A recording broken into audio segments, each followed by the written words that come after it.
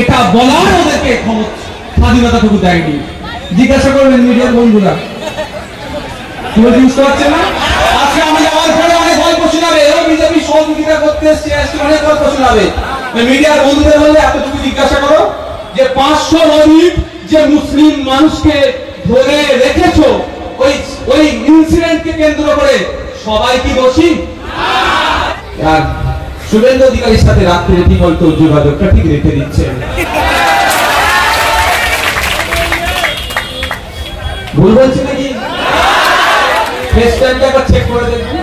IPhone আছে, iPhone হাতে কি ফোন থাকে? আইফোন। ফেস টাইমটা দেখবে সব।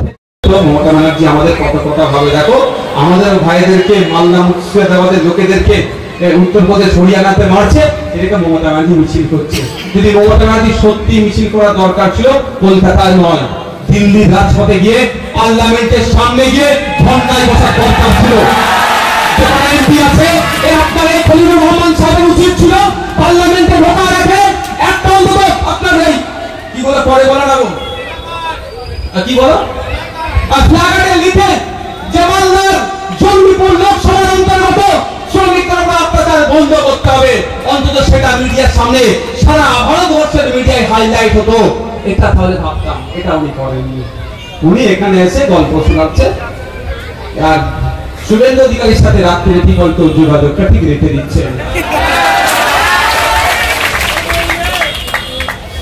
ভুল বলছি নাকি? ফেস টাইমটা একবার চেক করে দেখুন। আইফোন আছে, আইফোন হাতে কি ফোন থাকে? আইফোন। ফেস টাইমটা দেখবে সব ফেস টাইম কি ফেস টাইম হয়। আর আপনারা ভাবছেন আমার লিডার একদম আমার জন্য জান দিয়ে দেবে, ওরা ডিম দেবে। যদি জান দিত অন্তত এতটুকু কথা দুটো জায়গায় কথা বলতো। প্রথম কথা, যখন মাননীয়া বললেন যে ওয়াকাফ নিয়ে গুলোগুলি করবেন না, তখন অন্তত বলতো দিদি আপনি দায়িত্ব নিয়ে মিটিং মিছিল করুন। বলার সাহস দেখাতে পেরেছে? আমি আগেই বললাম ওদের মুখ বন্ধ থাকে। আর দ্বিতীয়, এই শামশেরগঞ্জ ধুলিয়ানে একটা ইনসিডেন্টকে কেন্দ্র করে প্রায় 500 অধিক মানুষকে অ্যারেস্ট করে এতদিন রাখার সাহসও পেত না ওদেরকে। আমি কিন্তু এখানে হয়ে কাল হয়ে ওকালতি করতে আসেনি। যারা দোষী চার্জশিট লাগাও, তাদের শাস্তির ব্যবস্থা করো।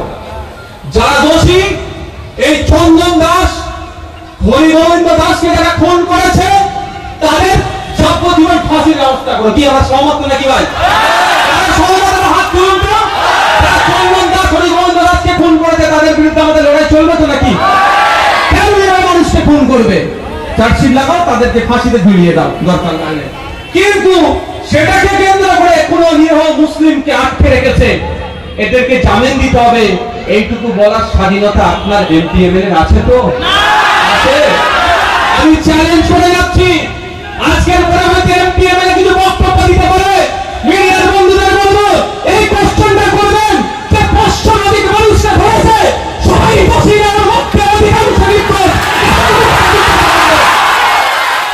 চ্যালেঞ্জ করে বলছি, ওদের এখন ক্ষমতা নয়, এই ক্ষমতাটা নেয়নি যে যাদেরকে অ্যারেস্ট করেছে তাদের মধ্যে সিংহভাগ নির্দোষ, এটা বলার ওদেরকে স্বাধীনতাটুকু দেয়নি।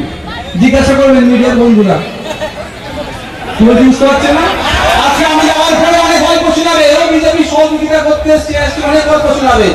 মিডিয়ার বন্ধুদের বললে এতটুকু জিজ্ঞাসা করো যে 500 অধিক যে মুসলিম মানুষকে ধরে রেখেছো ওই ইনসিডেন্টকে কেন্দ্র করে সবাই কি দোষী?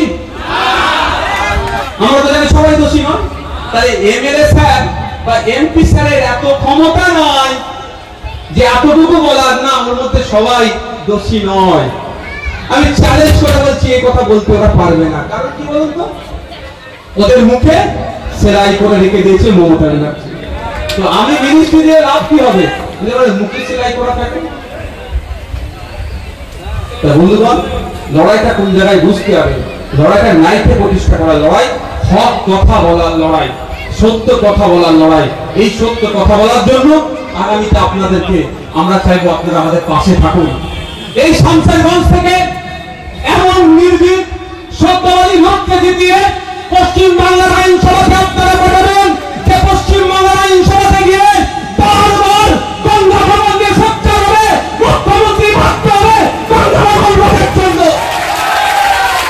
অবাক হয়ে যাচ্ছি, মিসকিন নগরে কবরস্থান চলে যাচ্ছে গঙ্গার গর্ভে, শ্মশান চলে যাচ্ছে গঙ্গার গর্ভে, স্কুল চলে যাচ্ছে গঙ্গার গর্ভে, মসজিদ চলে যাচ্ছে গঙ্গা গর্ভে, কোনো হেলদোল নাই। আর হাজার হাজার কোটি টাকা খরচ করে কি করছে? মৎস্য করছে, খেলা করছে। আর এইখানকার মানুষদের ধ্বংস হয়ে যাচ্ছে, প্যাকেটটা প্রজন্ম শেষ হয়ে যাচ্ছে, কোনো ব্যবস্থা করছে না। আপনাদের মধ্যে একটা ভুল বুঝানো আছে। আমি কিছু মানুষের সাথে কথা বলেছিলাম, আমি কি বলছি জানেন? এই গঙ্গা ভাঙন নাকি রোধ করা যাবে না, ওই